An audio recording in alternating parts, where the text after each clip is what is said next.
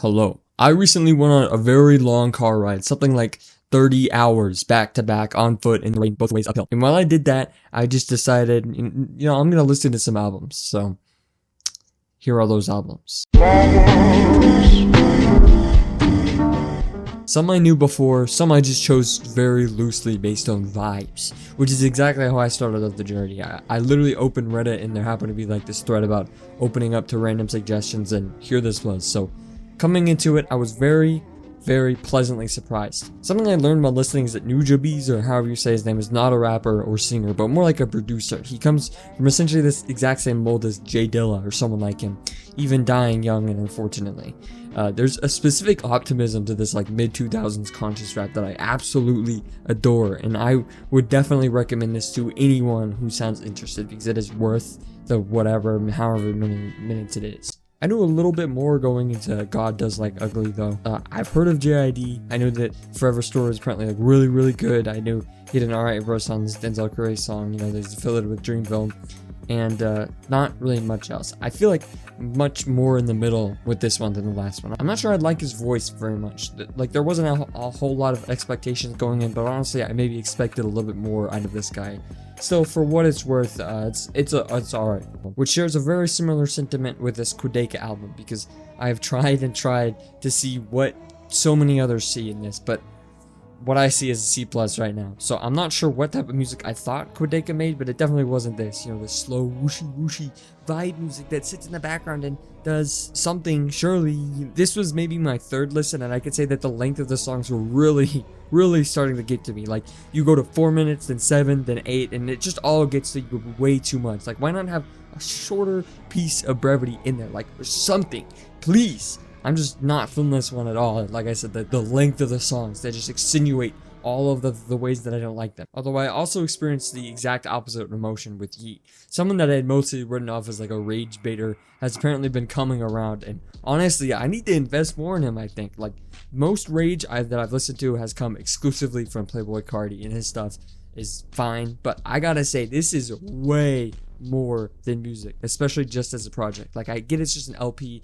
and not like a full album, but the way that you zoom past these punchy songs one after another and the album's just over after that really makes me want to listen to it again and again and again and again. Like that feeling is without a doubt the best part of this whole project. So dang. Speaking of Carti, holy crap, the Yeat album was so much better, and Carti has done so much better. I was really surprised because of how much love I've heard from this album, but this is probably my least favorite that he's ever released. Yeah, a whole lot of Red and music are bloated, they have a lot of problems, but they have feelings, they have textures, they have unique sounds. What the fuck does this one have? Like, some good songs, I guess. Just because it's my least favorite doesn't mean it's terrible, even though it really honestly peaks on the first song. But hey, there is something more. Which is something I feared for King of the Mischievous South Volume 2. I knew this one was less emotional and more hype, and it delivers a great stream of energy and fun, but it doesn't go too far beyond that. As a little set of tracks, it's cool, but definitely not among his best work.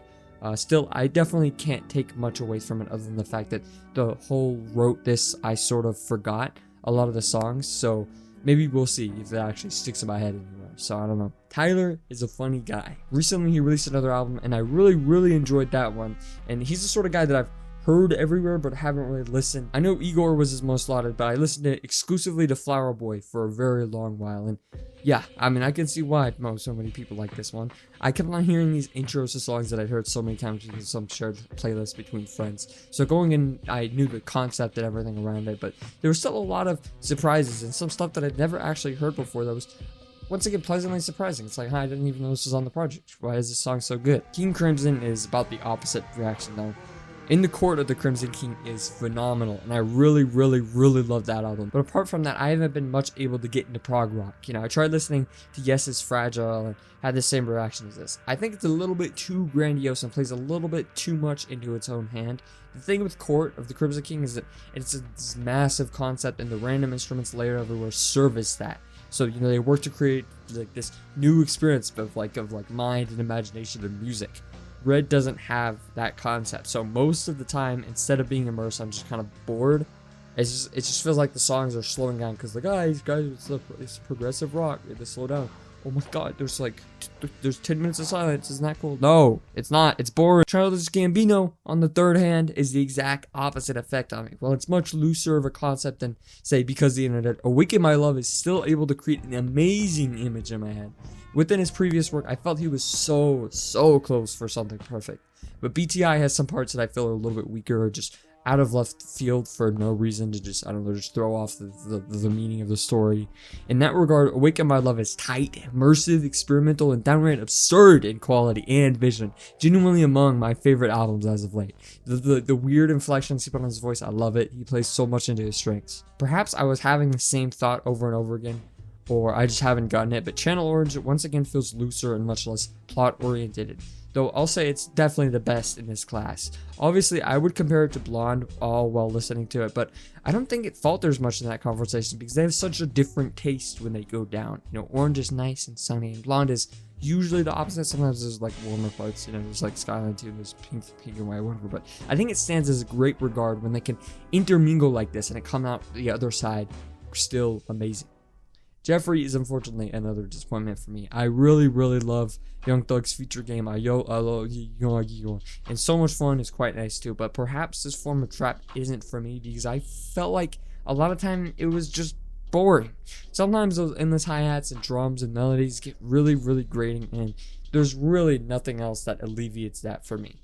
Listen, I'm not trying to be negative, but maybe I was just in a bad mood for this part of listening.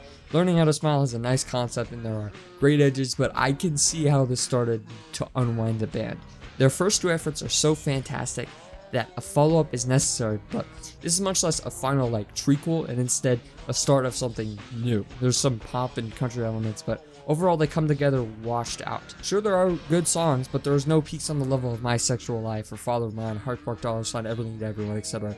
I think it just lost that atmosphere that the band accomplished so well for their full-length projects, and I hope that that returns afterwards. I'm not sure. Turnstile, though, finally breaks this trail this morning because this might have genuinely surpassed their first album. Like, it's like Channel Orange. It serves as a great sequel first and greatly stands on its own to the original, which is better? I don't know. That's up to you. There's a clear style between the two of them, yet this one's slower, sometimes synth-led orchestration defines its differences amongst its peers. I've never had too much affinity for Chance the Rapper, but acid rap is cool, and I think this is just about as good as that. I don't know.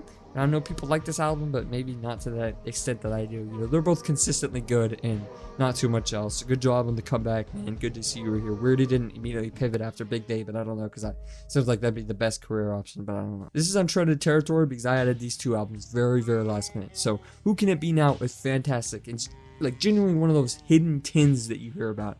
So I was quite excited to hear the rest of its brethren. And really, I wasn't let down. You know, you hear that saxophone come back, and every time that it does, it's some of the best moments on the work. I would recommend it if you're nearly as big as a fan of saxophones as me. You know, I hear them, they just do something to me. I don't know, they do something. And finally, Free, something that came out as I was heading home, and I was sort of fearing of its drop. You know, Cudi didn't really do a very good job rolling excitement out for this at all, at first.